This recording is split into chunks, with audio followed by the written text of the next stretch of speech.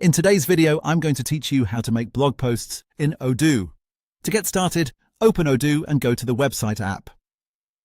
This is where you manage the content that appears on your site, including pages, menus, and of course, blog posts.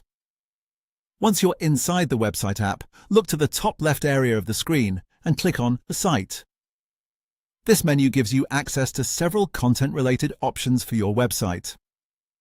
From there, select Blog Posts. This will take you to the section where all of your existing blog posts are stored.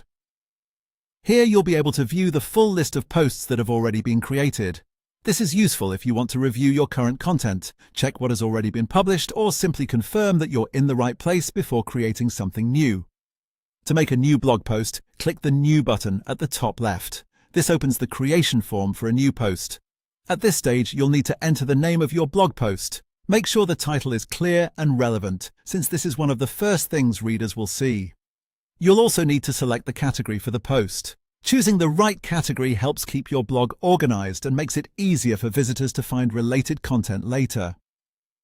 After entering the name and selecting the category, click Save. Once the post has been created, Odoo will take you directly to the page where you can begin building the content of the post itself. This is where you can start writing and adding blocks to design the page. Blocks let you structure your post visually, so you can create a layout that matches the style of your website and makes the content easier to read. At this point, your blog post has been successfully created and you're ready to begin customizing it.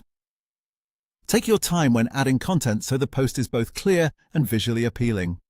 A well-organized post is easier for visitors to read and gives your website a more polished, professional feel. And that's all there is to it. That's how to make blog posts in Odoo.